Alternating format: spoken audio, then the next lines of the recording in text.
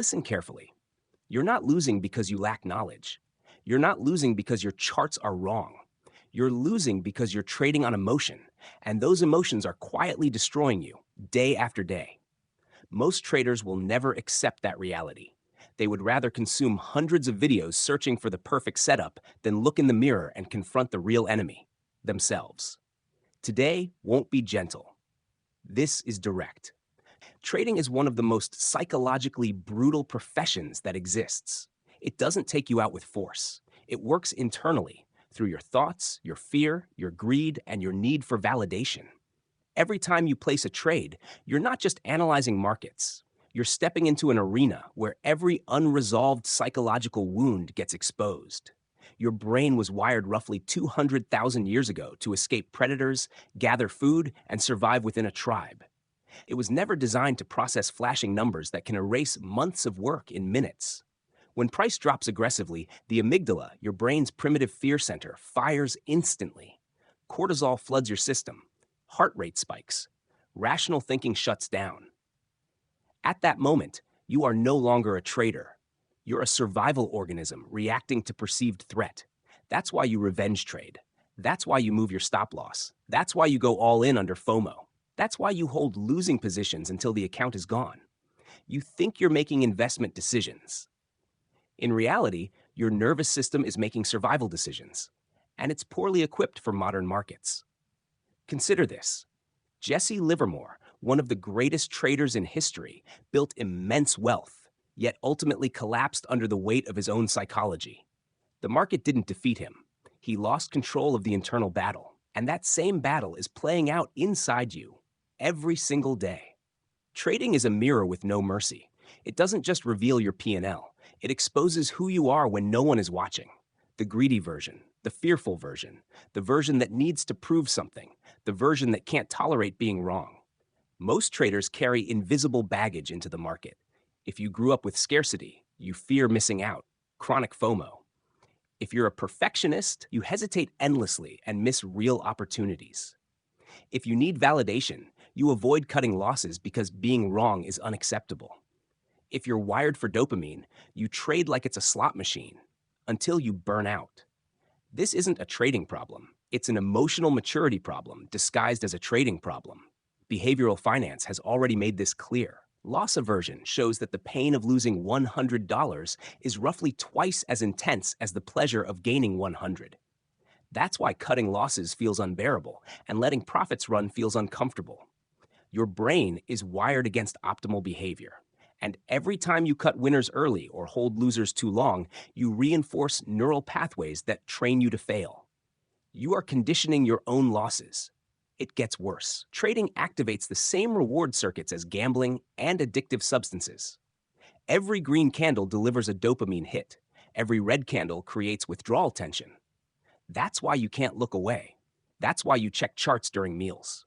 That's why relationships start to erode. You're not following the market. You're addicted to uncertainty. Highly intelligent professionals, doctors, engineers, CEOs, routinely fail in trading. Intelligence has minimal correlation with performance here. Emotional control does. Institutional capital understands this with precision. They don't need to be smarter than you. They need to be more stable than you. And they are. They know where panic hits. They know where greed peaks. They know where stops cluster. They know when you're most vulnerable. And they build strategy around exploiting those patterns. If it feels like the market is always moving against you, it's not personal. It's structural. Markets are designed to pressure the most common human weaknesses, and you are not exempt from those patterns. So answer this honestly. When was the last time you held a losing position and felt genuine calm? No anger, no justification, no anxiety. When was the last time you took profit with zero regret? When was the last time you stayed away from charts all day and felt completely at ease? If you can't answer those cleanly, you don't lack strategy. You lack control. Here's the uncomfortable inversion. Traits that serve you well in life often destroy you in markets. Hope makes you hold losers. Loyalty makes you stay committed to bad trades. The need to be right makes you fight the market instead of following it. Trading forces a transformation most people resist: emotional detachment, rigid discipline, and uncompromising self-honesty. Very few sustain that standard. That's why the majority eventually quit or blow up. But those who make it through don't just become profitable traders. They become structurally different individuals. They operate with a level of calm most people never experience. They no longer need the market to validate them. They've already faced that internal confrontation and resolved it. Most won't. They'll keep searching for the next indicator, the next system, the next shortcut, anything to avoid facing what's actually driving their outcomes. If you're still here, there's a possibility you're ready to stop the cycle. Because until the losing version of you is dismantled, no strategy, no mentor, no content will fix the problem. The market does not reward intelligence. It does not reward effort. It does not even reward knowledge. It rewards emotional control. Everything else is noise. And right now, your emotions are still in control. The only question that matters is, how much longer are you willing to let them run the system? Even if you've neutralized the internal battle, the external system is still structured for you to lose. The market is not random. It is not fair. It has never been fair. It is a highly engineered mechanism, refined over centuries, to transfer capital from the many to the few in a way that feels natural, lawful, and almost invisible. Most traders believe they're operating in a neutral arena. In reality, they've stepped into a casino where the house understands probability, maps behavioral weaknesses, and adjusts conditions the moment participants approach a meaningful win. Smart money, the real operators, do not win because of luck or superior indicators. They win because they are, in many cases, the architects of the game itself. They influence capital flows. They control information timing. They manage liquidity. And most importantly, they shape collective emotion at scale. Strip away the terminology, and the structure becomes clearer. What Richard Wyckoff described as accumulation, markup, distribution, and markdown is not just a price cycle. It's a cycle of emotional extraction. During accumulation, the environment is engineered for boredom and despair. Price compresses, volatility fades, negative narratives dominate, participation drops. This is where positions are quietly built, sourced from participants who are fatigued, uncertain, and willing to exit at any price. It's not randomness, it's fear being harvested. Once positioning is secured, the phase shifts, momentum expands, volume increases, narratives flip, optimism spreads quickly, retail participation accelerates. This is where ignition occurs, and with it, the expansion of greed. Capital floods in, not because of value, but because of narrative alignment. Then comes distribution. Price begins to stall despite strong headlines. Breakouts fail. Volatility becomes erratic. The surface still looks bullish, but internally, supply is being offloaded into demand. This is where the transfer completes. Quietly, efficiently. And then the unwind. Liquidity disappears. Price collapses. Forced selling accelerates the move. The same participants who entered on optimism exit under pressure. This is where the system extracts maximum damage. This sequence repeats across decades, across asset classes, across geographies, and in most cases, the retail participant is positioned at the point of least advantage. You are not initiating the move. You are completing it. When you commit aggressively under FOMO, you are providing liquidity for someone else's exit. When you capitulate at the lows, you are transferring assets at a discount. When you allow profits to revert, you are forfeiting asymmetry. The system does not require perfect directional calls. It requires accurate modeling of behavior and the ability to create conditions that trigger predictable responses. That's why stop clusters are frequently targeted. That's why sentiment peaks near highs. That's why reversals feel personal. It isn't. It's structural alignment between behavior and liquidity. Modern infrastructure only amplifies this dynamic. Off-exchange execution, order flow visibility, algorithmic routing. These tools allow capital to interact with liquidity in ways that are both precise and opaque. At the same time, the information layer, social platforms, media cycles, influencer narratives acts as an emotional amplifier. The more attention an asset receives, the more synchronized behavior becomes. And synchronized behavior is easier to exploit. Even education contributes to the loop. Widely distributed strategies, no matter how technically sound, degrade as participation increases.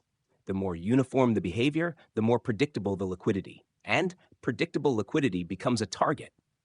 This is why technically competent traders still struggle. They learn the rules, but not how those rules are used against them. The system does not need you to win consistently. It needs you to remain engaged. Small wins sustain participation. Large losses reset capital. The cycle continues. At its core, this is not a market versus an individual. It is a transfer mechanism between participants with vastly different constraints. You operate with limited capital, delayed information, and elevated emotional variance. They operate with scale, access, and controlled execution. You react. They position. Over time, capital flows accordingly. But this is where the dynamic shifts if you choose to engage differently. Once you accept that the system is not designed for fairness, you stop trying to beat it through force or frequency. You begin to operate selectively. You reduce participation. You avoid emotional entry points. You focus on moments where positioning, not narrative, drives price. You stop opposing dominant flows and start aligning with them. Respect replaces resistance. Because the objective is not to fight the structure, it's to understand it well enough to move within it, without becoming the source of liquidity it depends on. That requires abandoning the idea of fairness entirely and replacing it with a more useful framework. This is a system that rewards discipline, timing, and emotional neutrality, while consistently extracting from urgency, conviction without evidence, and psychological instability. Once that becomes clear, your role changes. You are no longer reacting to the market. You are observing where others will and positioning accordingly. Now, listen to the part most people avoid, the part that rarely gets said out loud. Trading doesn't just take your money. It can take your life. It takes time. It takes energy. It strains relationships. It erodes your ability to enjoy anything outside the screen. And it does all of this slowly, quietly, so gradually that by the time you notice, the damage is already embedded. The public narrative sells freedom, flexible time, financial independence, a laptop on a beach. But that image leaves out the structural reality experienced by those who go deep into this profession. Trading is, by design, isolating. You sit alone for hours, days, years. There's no real team, no shared pressure when a large position moves against you. You internalize everything: stress, regret, uncertainty. Over time, that isolation compounds. Communication narrows, relationships thin out. The cost shows up outside the account. Missed milestones, strained partnerships, a growing distance between you and the people who matter. Many traders reach financial milestones while their personal lives deteriorate. Capital increases, but stability doesn't. Time becomes flexible, but not necessarily meaningful. The market is won, but life becomes narrower. Mental health absorbs the heaviest impact. Trading exposes you to persistent uncertainty. The nervous system cycles through stress responses, elevated cortisol, heightened vigilance, far more frequently than it was designed to sustain.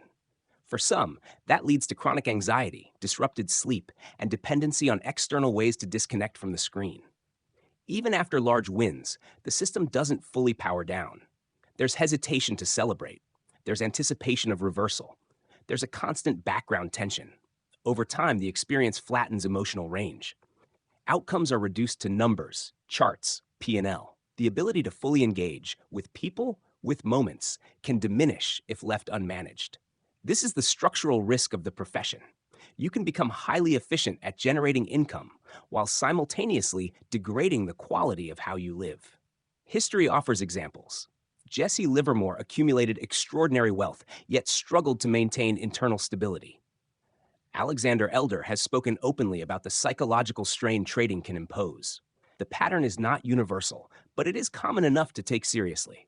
The deeper issue is identity drift. Extended exposure to this environment can shift how you think and behave, increase defensiveness, reduce trust, a tendency to evaluate everything, time, relationships, decisions, through a risk-reward lens. Useful in markets, limiting in life. You begin optimizing for downside protection everywhere. That can make you more controlled financially, but more constrained personally.